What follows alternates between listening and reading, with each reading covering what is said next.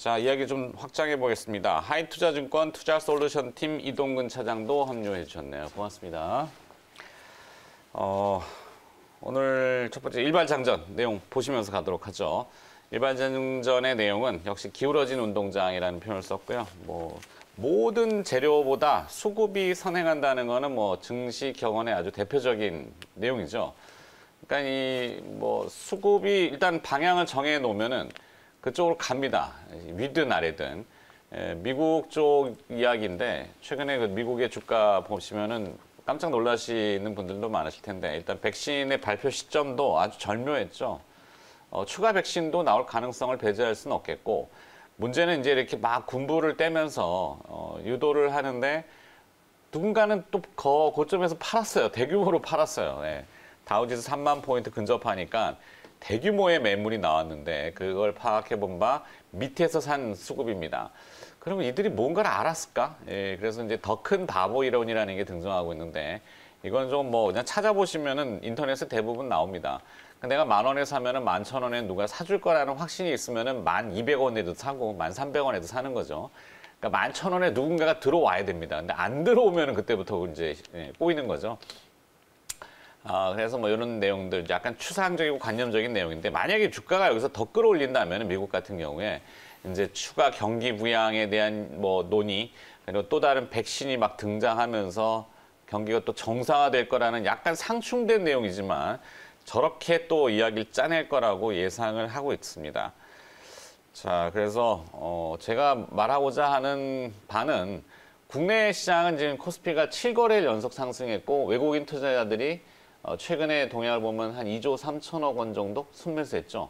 이들이 뭔가 지금 알고 있을 텐데 그냥 단순히 미국장 올라간다고 따라서 국내 한국 시장을 사는 것 같지는 않고 국내 재료인지 아니면 밖에서의 재료인지 우리나라의 신용등급과 관련된 이야기인지 아니면 WGBI 같은 이런 국제 채권에 편입되는 이슈인지 뭔지 저도 잘 모르겠어요. 근데 그들이 사니까 그냥 단순히 경기가 우리 김현 매니저랑 얘기했던 시클리컬이 회복되면서 경기가 이제 회복되는 이런 걸로 사나 어떻게 보세요, 김동근 차장님?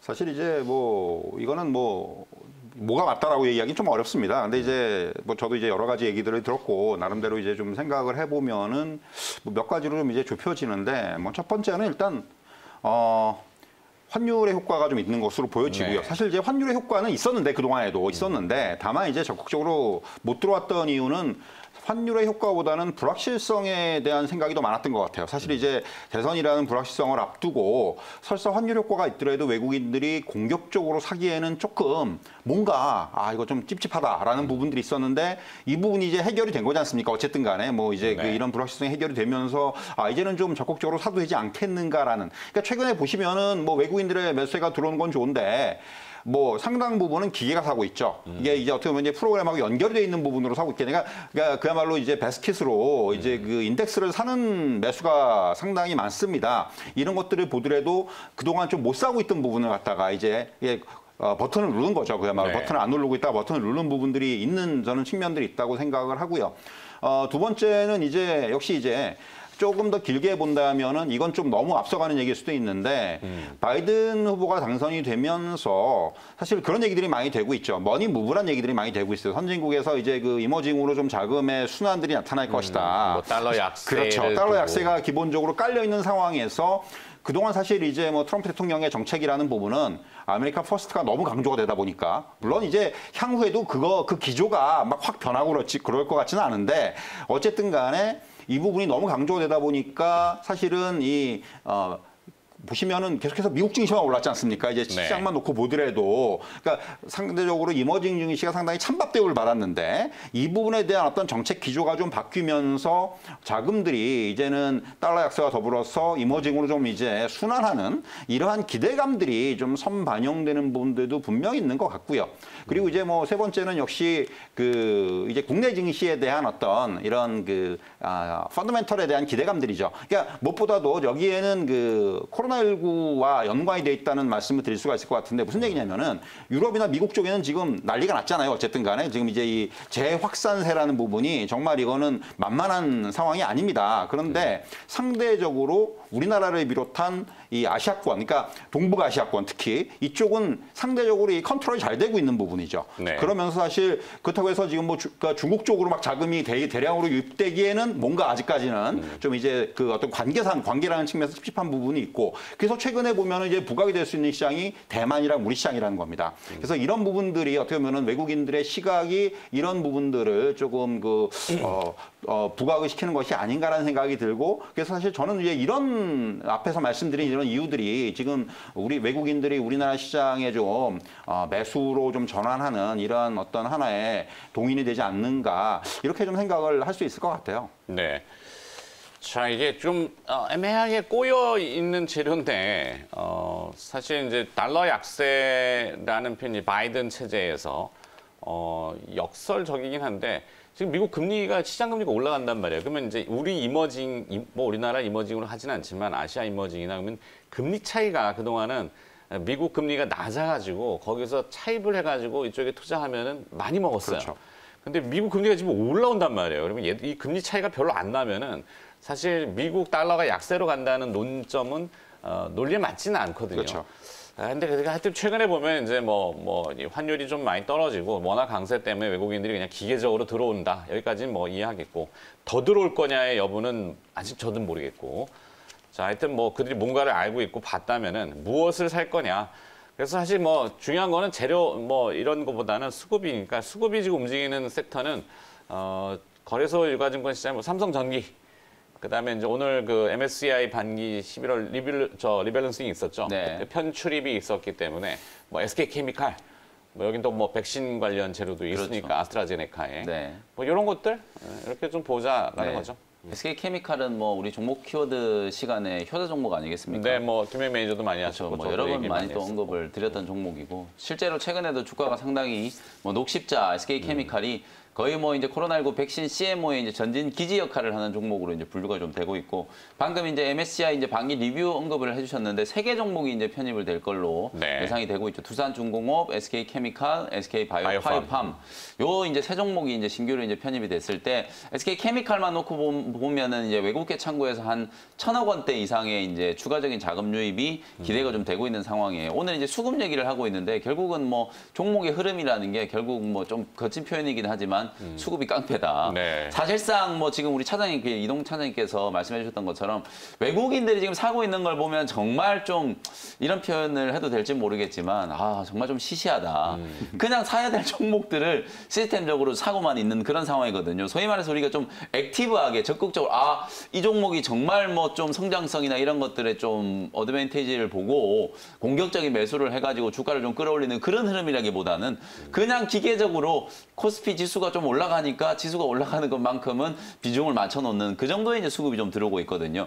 근데 이제 그동안에는 소위 말해서 이제 약달러 얘기를 오늘 해주셨지만 이 약달러에 대한 수혜를 저는 주식시장이 크게 입지는 못했던 것 같아요. 네. 달러 캐리 트레이드 자금들이 분명히 많이 풀리기는 했는데 그게 대부분 다 안전자산 쪽으로 좀 많이 들어갔거든요. 금에도 투자가 상당히 좀 많이 됐고 특히나 이제 중국 채권에도 투자가 많이 됐죠. 중국은 기준금리가 뭐 미국보다는 월등히 지금 높기 때문에 뭐 그런 부분들을 좀 감안하면 이제부터는 진짜 이제 주식시장에 뭐 달러 캐리 트레이드 자금이 좀 유입되는 걸 기대를 좀 해봐도 되는 건 아닌가 저는 뭐 그렇게 생각은 하고 있는데 조금 더 이제 지켜봐야 되는 부분이긴 하거든요. 네. 그래서 개별 종목들의 이제 외국인들이 아주 적극적인 이제 매수가 좀 들어오면서 상방 슈팅이 들어오는 흐름은 아직까지는 조금 이제 관망을 좀 해야 되는 부분이고요. 다만 몇몇 개 이제 종목들 보면 특히나 뭐 최근에 두산중공업도 마찬가지고 오늘 이제 언급해주고 계시는 SK케미칼도 마찬가지고요. 상당히 이제 많은 수급들이 꾸준하게 들어오고 있는 부분들이 좀 포착이 되고 있기는 하거든요. 그래서 그런 종목들이 어찌 보면은 시장의 이제 변동성에도 불구하고 좀 버틸 수 있는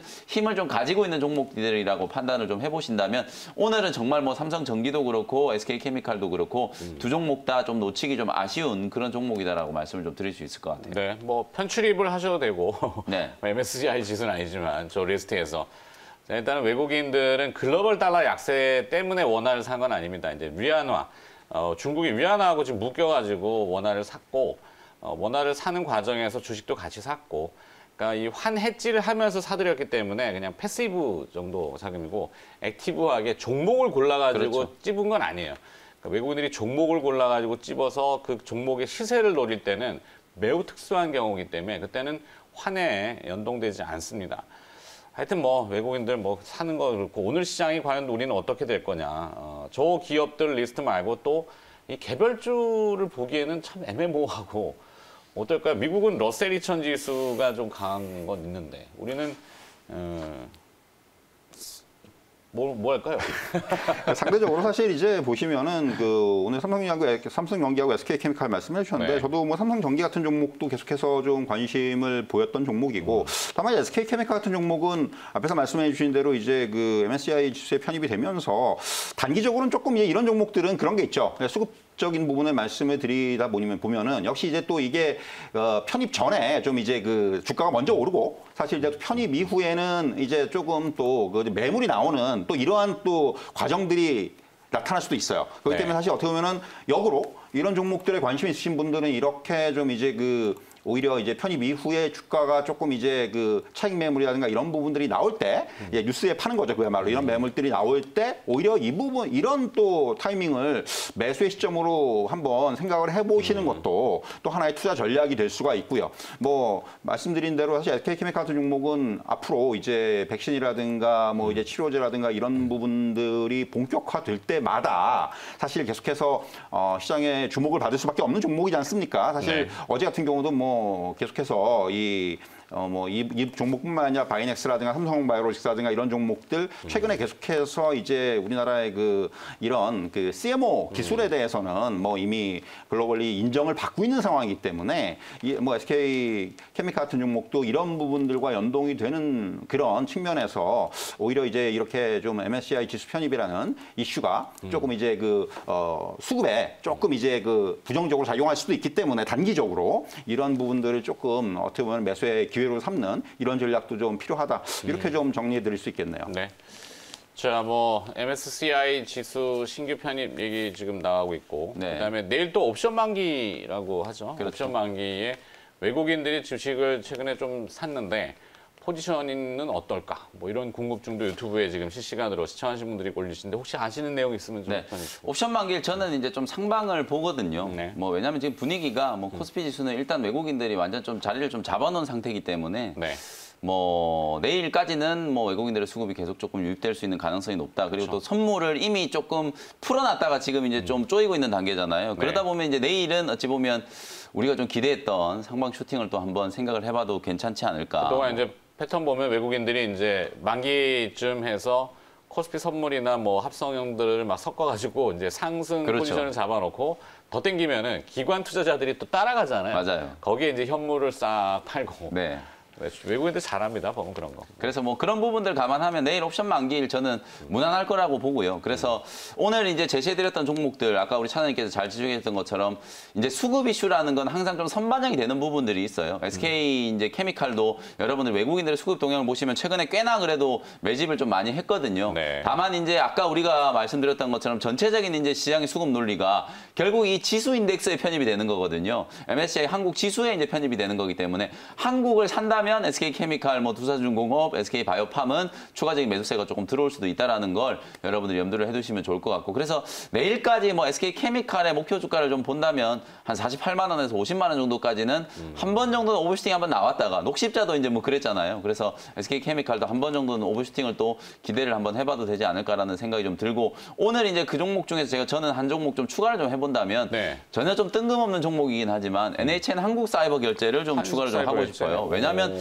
어제 시장이 저는 좀 지나치게 좀 가민 반응이었다라는 생각을 좀 지울 수가 없거든요. 네. 그래서 언택트와 관련된 흐름 속에서 결국은 이건 코로나19가 아니더라도 소비자들의 어떤 소비 패턴이 분명히 바뀌었어요. 코로나19가 사라진다라고 하더라도 오프라인 마트에 가가지고 여러분들이 열심히 장을 보는 그런 시대가 다시 올 거라고 저는 생각하지 않거든요. 새벽 배송을 여러분들이 정말 편리하게 이용을 하고 계시고 온라인 모바일 쪽에서 결제들을 정말 많이 하고 계시기 때문에 그런 이슈와는 상관없이 전자결제라든지 언택트와 관련된 수혜주들을 좀 주목해 볼 필요는 분명히 있다라고 생각을 하거든요. 그래서 NHN 한국 사이버 결제가 어제 보면은 뭐 기관 외국인들이 차익 실현 물량들을 좀 내놓으면서 뭐 크게 급락을 한 건 아니지만 뭐 한 6% 정도 조정이 좀 들어왔었거든요. 추세적인 하단까지 이제 만약에 추가적인 조정이 좀 들어온다면 6만 한 4천 원 정도 부근부터는 여러분들이 좀 받아도 되는 가격이 아닐까 이런 생각이 좀 들거든요. 그래서 추가적인 조정이 좀 들어온다면 박스권 하단에서 저점 매수를 한번 해보자. 거다. INC는 한국 사이버 결제의 어떤